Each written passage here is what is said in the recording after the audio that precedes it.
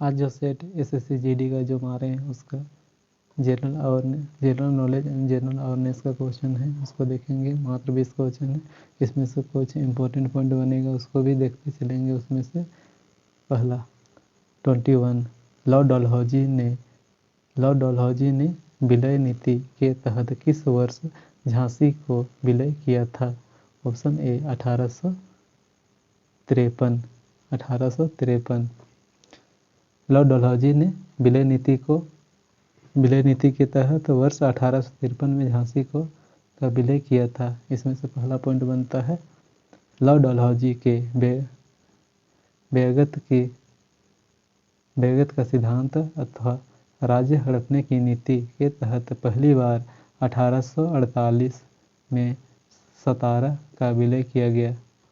दूसरा, राज्य में विलय, जैतपुर का विलय कब हुआ था? 1849 में। दूसरा इसी में संबलपुर का विलय हुआ था 1949 में। और बागघाट का तीसरा इसमें बागघाट का विलय 1850 ईस्वी में। चौथा उदयपुर का विलय 1852 ईस्वी में। झांसी का विलय 1853 ईस्वी में। नागपुर का विलय 1854 ईस्वी में। करौली का विलय करौली का विलय 1855 में। अवध का विलय 1856 में। इसी में नेक्स्ट पॉइंट बनता है अवध का विलय आउटू की रिपोर्ट के आधार पर कुषाण का आरोप लगाकर विलय किया गया। इस समय अवध का नवाब वाजिद अली शाह था। नेक्स्ट पॉइंट इसी में लॉर्ड डलहौजी का भारत के गवर्नर जनरल के रूप में कार्यकाल 1848 से 1856 तक था। दूसरा पॉइंट इसी में डलहौजी के कार्यकाल में भारत में 1853 ईस्वी में रेलवे लाइन मुंबई से थाने के बीच बिछाई गई तथा दूसरी लाइन 1854 ईस्वी में कलकत्ता से रानीगंज के बीच बिछाई गई। नेक्स्ट पॉइंट इसी में डलहौजी के समय में प्रथम विद्युत तार सेवा कलकत्ता से आगरा के बीच प्रारंभ हुई। नेक्स्ट पॉइंट इसी में डलहौजी के कार्यकाल में 1854 ईस्वी में लोक शिक्षा विभाग की स्थापना की गई। नेक्स्ट क्वेश्चन देखते हैं 22। M Chitra Swamy cricket stadium किस शहर में है? M Chitra Swamy cricket stadium किस शहर में है? Option C Bengaluru. इसमें से M Chinna Swamy cricket stadium Bengaluru शहर में स्थित है। उसमें से पहला पॉइंट बनता है एम चिन्ना स्वामी स्टेडियम की स्थापना 1959-69 ईस्वी में हुई थी। दूसरा पॉइंट इसी में जून 2018 को आईसीसी द्वारा 2017 में टेस्ट स्टेट्स दिए जाने के बाद अफगानिस्तान ने भारत के खिलाफ अपना पहला टेस्ट मैच एवं चिन्नास्वामी स्टेडियम में खेला। नेक्स्ट पॉइंट इसी में कोलकाता स्थित ईडन गार्डन स्टेडियम की स्थापना 1864 ईस्वी में किया गया था। नेक्स्ट पॉइंट इसी में बेबॉर्न स्टेडियम मुंबई में स्थित है। बेबॉर्न स्टेडियम कहाँ है? मुंबई में स्थित है। नेक्स्ट क्वेश्चन इसी में अरुण जेटली स्टेडियम दिल्ली में स्थित है। नेक्स्ट पॉइंट इसी में लाल बहादुर शास्त्री स्टेडियम हैदराबाद में स्थित है। नेक्स्ट पॉइंट इसी में लाल बहादुर शास्त्री स्टेडियम हैदराबाद में स्थित है। नेक्स्ट पॉइंट इसी में 1,32,000 बैठने की कुल क्षमता वाला दुनिया का सबसे बड़ा स्टेडियम नरेंद्र मोदी स्टेडियम अहमदाबाद गुजरात में स्थित है। Next question 23। निम्नलिखित में से किस शख्सियत को वर्ष 2019 में कथकली नृत्य शैली में उनके योगदान के लिए पद्मश्री से सम्मानित किया गया? किसके सम्मानित किया गया था? 23 का ऑप्शन ए मिलिना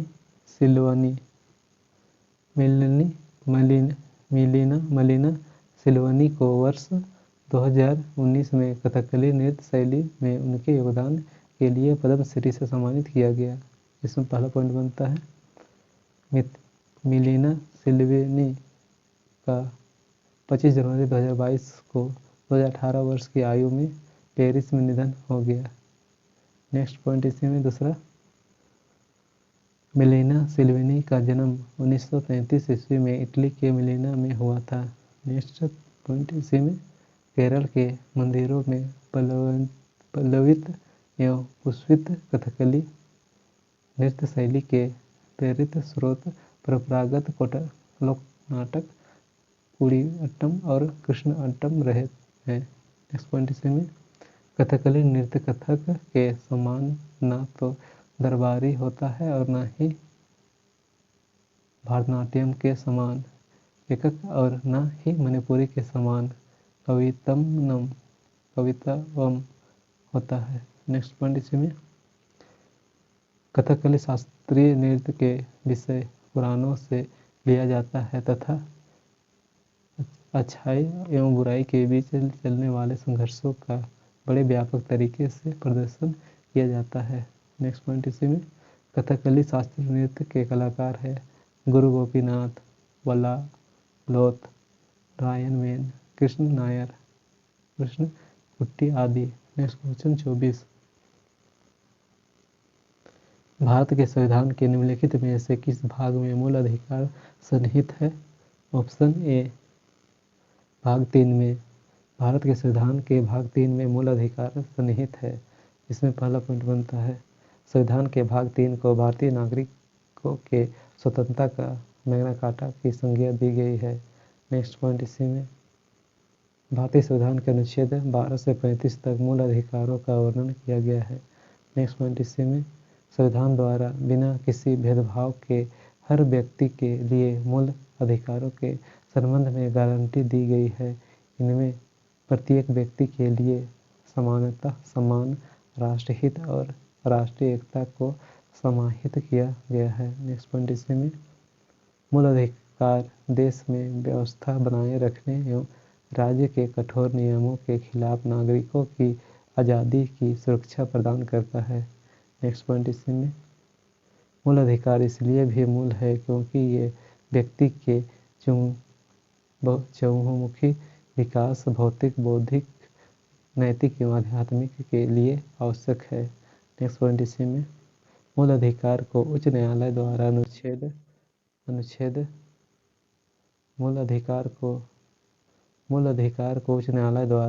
32 के तहत तथा उच्च न्यायालय के द्वारा 226 के तहत गारंटी व सुरक्षा प्रदान की जाती है। नेक्स्ट पॉइंट इसी में, राष्ट्रीय आपातकाल के दौरान अनुच्छेद 20 और 21 को छोड़कर मूल अधिकार को निलंबित किया जा सकता है। नेक्स्ट पॉइंट इसी में, भारतीय संविधान का भाग 2 नागरिकता से संबंधित है। नेक्स्ट पॉइंट इसी में, भारतीय संविधान का भाग 4 की नीति निर्देश तत्व से संबंधित है। नेक्स्ट क्वेश्चन 25, प्रधानमंत्री नरेंद्र मोदी ने खालिस्तान में जल जीवन मिशन का शुभारंभ किया। कब किया था? ऑप्शन सी 2019 में।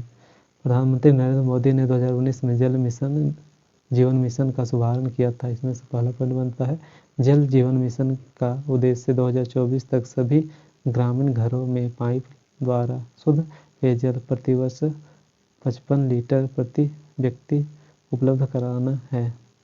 नेक्स्ट पॉइंट इसी में, जल जीवन मिशन के तहत गोवा ग्रामीण क्षेत्रों में 100% घरेलू नल कनेक्शन प्रदान करने वाला पहला हर घर जल राज्य बन गया है।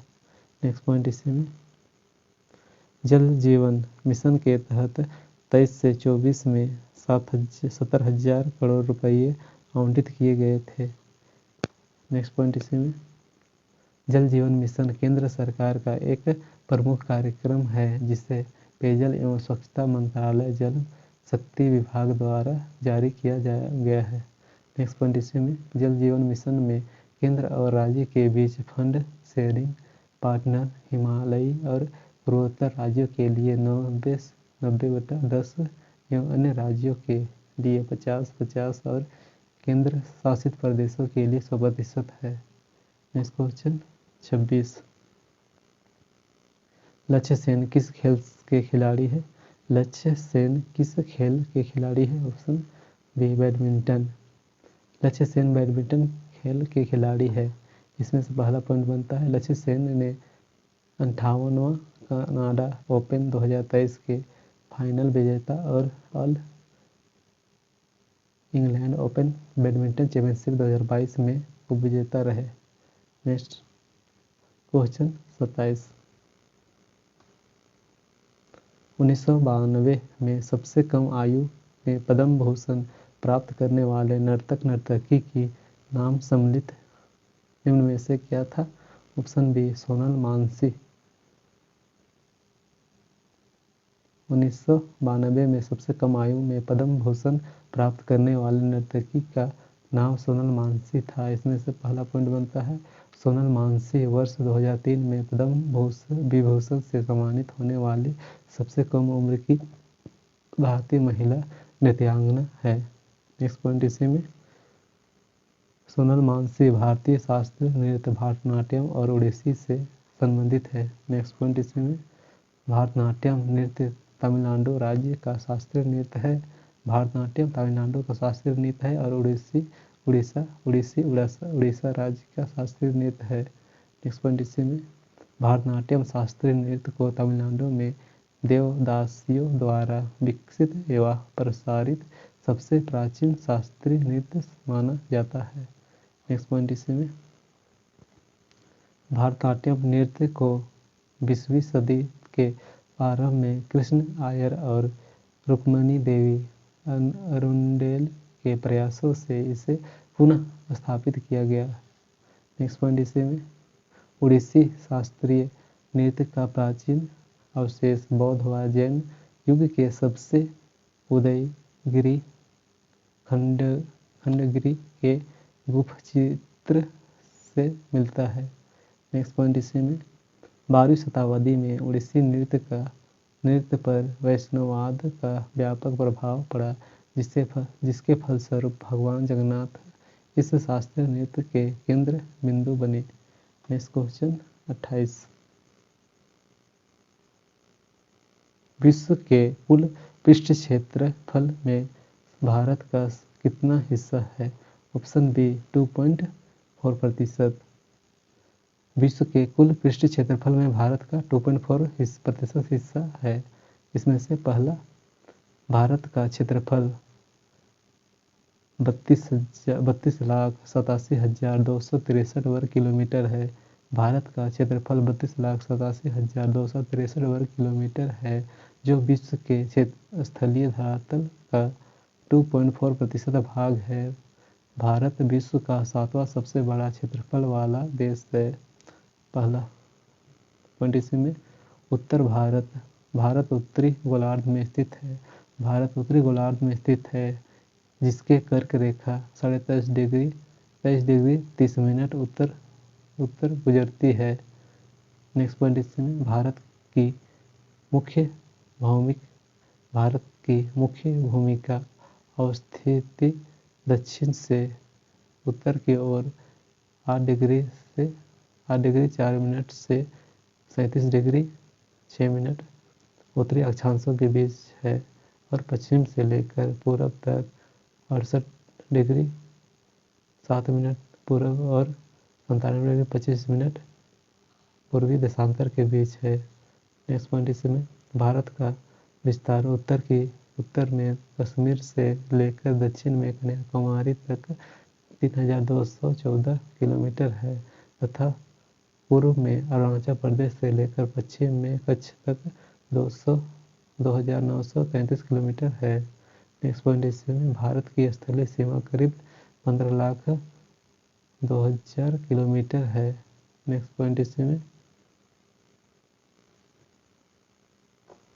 पॉइंट इसमें भारत का संपूर्ण तट रेखा द्वीप समूहों समेत लक्षद्वीप और अंडमान निकोबार 7,517 75,716.6 किलोमीटर है। इसमें से 29 का नेक्स्ट क्वेश्चन 29। कौन सा विकल्प बुलीमिया का सबसे अच्छा वर्णन करता है? ऑप्शन बी, खाने संबंधी विकार। खाने संबंधी विकार बुलीमिया का सबसे अच्छा वर्णन करता है। इसमें पहला पॉइंट है बुलीमिया नर्वस एवं साइकोलॉजिकल डिसऑर्डर है जिसके लक्षण निम्न है। इसमें पहला, अधिक मात्रा में भोजन करना। दूसरा, अधिक व्यायाम करना ताकि मोटापा से बच सके। तीसरा, खुद को उल्टी करने के लिए मजबूर करना। चौथा, शरीर का आकार असमान होना। पांचवा,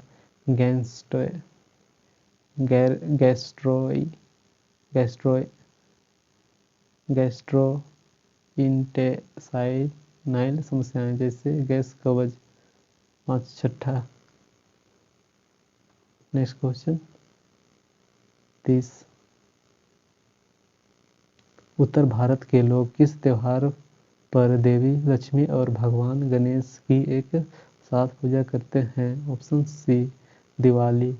इसमें पहला पॉइंट, उत्तर भारत के लोग दीपावली त्योहार पर देवी लक्ष्मी और भगवान गणेश की एक साथ पूजा करते हैं। इसमें पहला है, दिवाली का त्योहार शरद ऋतु में कार्तिक मास की अमावस्या को मनाया जाता है। दूसरा पॉइंट इसी में, दीपावली का त्योहार शरद ऋतु में कार्तिक मास की अमावस्या को मनाया जाता है। दूसरा पॉइंट इसी में, माना जाता है कि इस दिन भगवान राम अपना 14 वर्ष का वनवास काटकर अयोध्या वापस लौटे थे। दूसरा इसी में, भारतीय उपमहाद्वीप में दिवाली का त्योहार केवल हिंदू ही नहीं बल्कि जैन, सिख आदि समुदायों द्वारा भी मनाया जाता है। नेक्स्ट पॉइंट इसी में, इस प्रकार दिवाली का त्योहार बुराई और अच्छाई का विजय, अंधकार और प्रकाश का विजय, अज्ञान पर ज्ञान का विजय और निराशा पर आशा की विजय के रूप में मनाया जाता है। नेक्स्ट पॉइंट इसी में, होली का त्योहार हिंदू पंचांग के अनुसार फाल्गुन की पूर्णिमा को मनाया जाता है। नेक्स्ट पॉइंट इसी में, होली पर्व मनाए जाने के पीछे प्रमुख परंपरान्विक कथा हिरण्यकशिपु व भक्त प्रहलाद की है। नेक्स्ट पॉइंट इसी में, दशहरा को विजयदशमी के रूप में भी जाना जाता है। यह संपूर्ण भारत में रावण पर भगवान राम की विजय के उत्सव के रूप में मनाया जाता है। नेक्स्ट पॉइंट इसी में, कृष्ण जन्माष्टमी भगवान श्री कृष्ण के जन्मोत्सव के रूप में मनाया जाता है। नेक्स्ट पॉइंट इसी में, श्रीपद भगवान पुराण के अनुसार भाद्रपद मास के कृष्ण पक्ष की अष्टमी तिथि को मध्य रात्रि में रोहिणी नक्षत्र में भगवान कृष्ण का जन्म हुआ था। नेक्स्ट क्वेश्चन 31, भारत के संविधान के अनुच्छेद 243 के अनुसार खालिस्तान का अर्थ है ग्रामीण क्षेत्रों के लिए अनुच्छेद 243 ख के अधीन गठित स्वतः शासन वाली एक संस्था। Option B, panchayat. भारत के संविधान के अनुच्छेद 243 के अनुसार पंचायत का अर्थ है ग्रामीण क्षेत्रों के लिए अनुच्छेद 243 ख के अधीन गठित स्वतः शासन वाली एक संस्था। इसमें से पहला पॉइंट है, भारतीय संविधान के भाग 9 में अनुच्छेद 243 में से 243 न तक पंचायत राज्य का वर्णन किया गया है। दूसरा पॉइंट इसी में, 73वें संविधान संशोधन अधिनियम 1992 के तहत पंचायती राज को संवैधानिक दर्जा दिया गया है। तीसरा पॉइंट इसी में, पंचायती राज व्यवस्था 24 अप्रैल 1993 से प्रभाव में आया। नेक्स्ट पॉइंट इसी में, LM सिंघवी समिति 1996 ईस्वी में ने पंचायती राज संस्था को संवैधानिक दर्जा देने की सिफारिश की थी। नेक्स्ट पॉइंट इसी में, बलवंत राय मेहता समिति 1957 ने पंचायती राज की 3 स्तरीय पद्धति की सिफारिश की थी। नेक्स्ट पॉइंट इसी में बलवंत राय मेहता समिति की सिफारिशों को राष्ट्रीय विकास परिषद द्वारा जनवरी 1958 में स्वीकार किया गया। नेक्स्ट पॉइंट इसी में राजस्थान भारत का पहला राज्य जहां पंचायती राज की स्थापना हुई। इसका उद्घाटन 2 अक्टूबर 1959 को राजस्थान के नागौर जिले में तत्कालीन प्रधानमंत्री जवाहरलाल नेहरू ने किया था। नेक्स्ट क्वेश्चन 32, निम्नलिखित में से कौन सा संगठन भारत में निर्धनता रेखा का आकलन करने के प्रतिदर्श सर्वेक्षण कौन करता है? Option A NSSO. एनएसएसओ संगठन भारत में निर्धनता रेखा का आकलन करने के प्रतिदर्श सर्वेक्षण करता है। नेक्स्ट पॉइंट इसी में एनएसएसओ नेशनल सिंपल सर्विस सर्वे ऑफिस राष्ट्रीय नमूना सर्वेक्षण कार्यालय की स्थापना 1950 में किया गया था।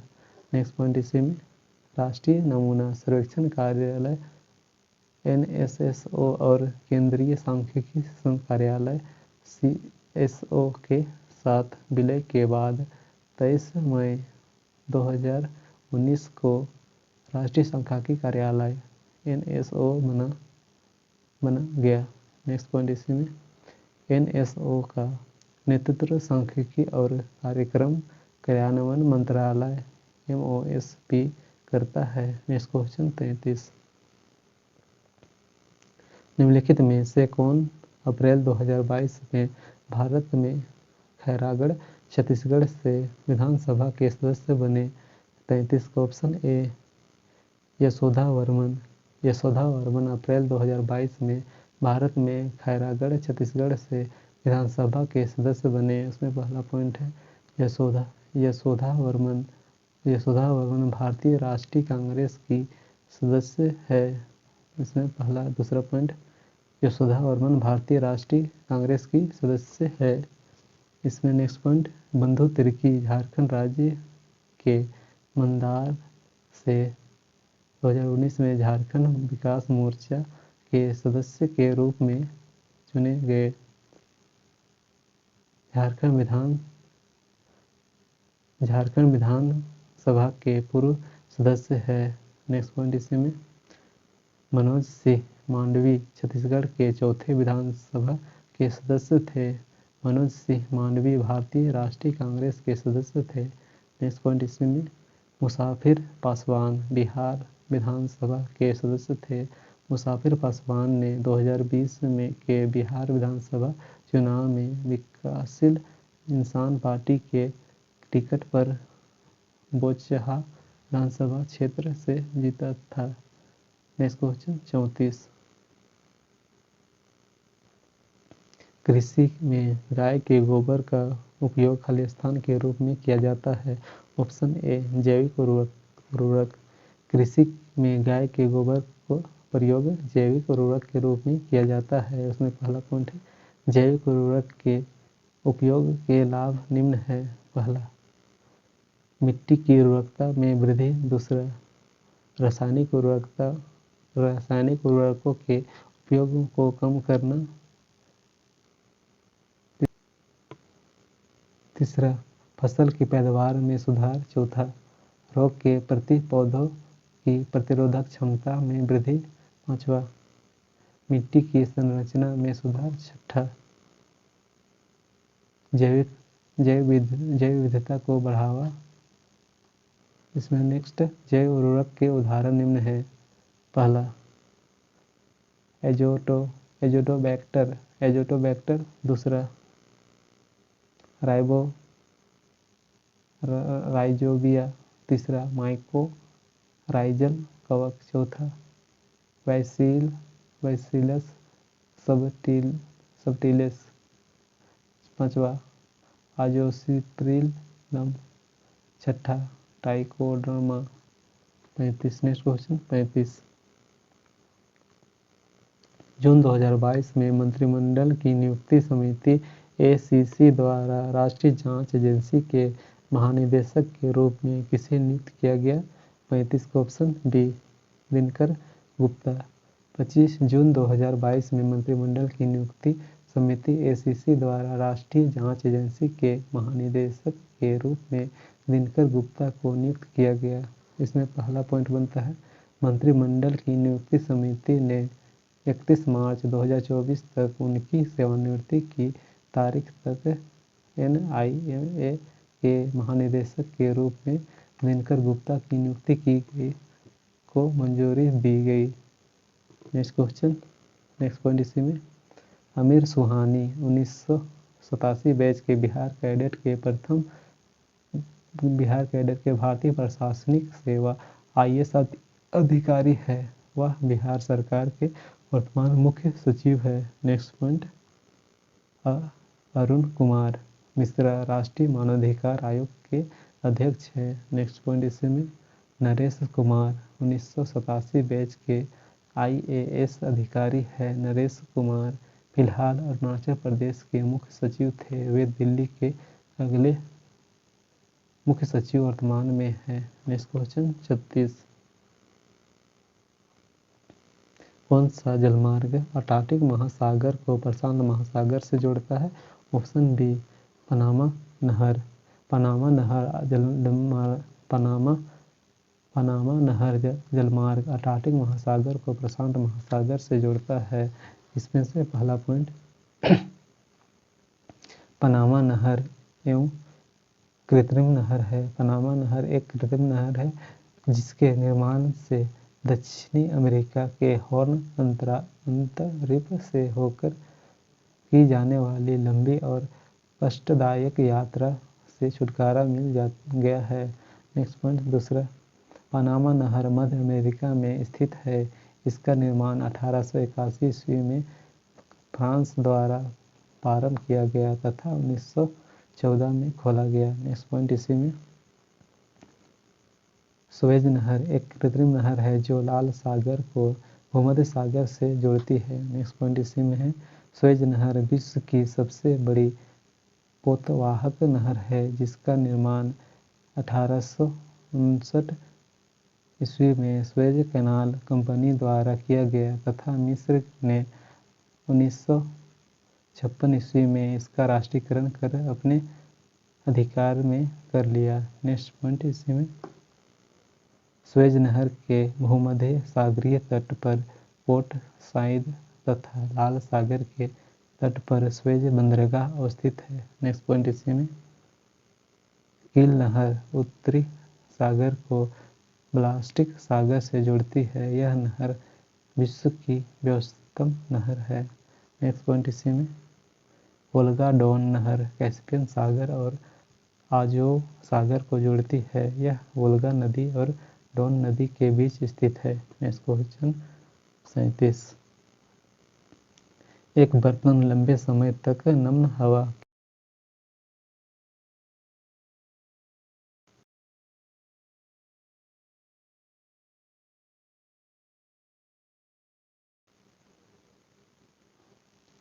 एक 37 का, एक बर्तन लंबे समय तक नम्य हवा के संपर्क में रहता है या एक हल्की हरी कोटिंग प्राप्त करता है। बर्तन किससे बना हुआ है? ऑप्शन डी तांबा।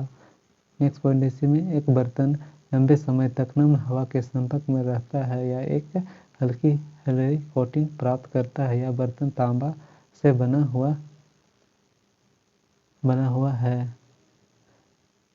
नेक्स्ट पॉइंट इसी में, हरी वस्तु कॉपर हाइड्रोक्साइड और कॉपर कार्बोनेट का मिश्रण है। नेक्स्ट पॉइंट इसी में, कॉपर हाइड्रोक्साइड और कॉपर सल्फेट के मिश्रण का उपयोग कीटनाशी और कीटनाशकों दवाओं के रूप में किया जाता है। नेक्स्ट पॉइंट इसी में, कॉपर ऑक्साइड कार्बन डाइऑक्साइड के साथ मिलकर कॉपर कार्बोनेट बनाता है। ये तांबा के बर्तन को हरा कर देता है। नेक्स्ट पॉइंट, मानव ने सर्वप्रथम तांबे धातु की खोज व उपयोग किया था। Next question 38।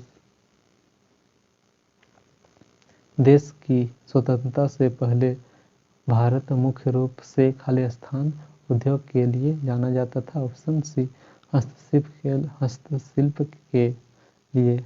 देश के स्वतंत्रता से पहले भारत मुख्य रूप से अपने हस्तशिल्प के उद्योग के लिए जाना जाता था।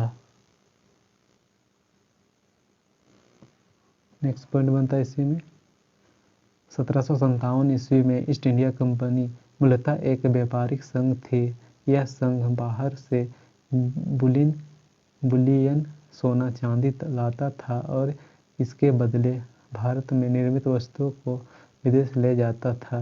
नेक्स्ट पॉइंट इसी में ब्रिटेन में एक अधिनियम द्वारा एशिया के रेशमी और छपे हुए रंगीन कपड़ों के उपयोग पर रोक लगा दी गई। नेक्स्ट पॉइंट इसी में ब्रिटिश कंपनी ने भारतीय जुलाहों पर दबाव बनाया तथा पेशगी रुपये देने की प्रचलन चलाई, जिसे दादनी प्रथा कहा गया। नेक्स्ट पॉइंट इसी में दादनी प्रथा के तहत कंपनी जुलाहों को पेशगी रुपये दे देते थे और बदले में एक शर्तनामा लिखवाते थे कि वे एक निश्चित स्थिति पर निश्चित मात्रा में और निश्चित मूल्य पर कपड़ा दे दें। नेक्स्ट पॉइंट इसी में अंग्रेजों के अत्याचारों से तंग आकर जुलाहों ने हजारों परिवारों ने अपना पेशा छोड़ दिया और मजदूरी करना आरंभ कर दिया। नेक्स्ट पॉइंट इसी में ब्रिटेन की मशीनों से बनी सूती वस्तुओं की भारत में जो बाढ़ आई वह ग्रामीण शिल्प के ह्रास का मूल कारण बनी।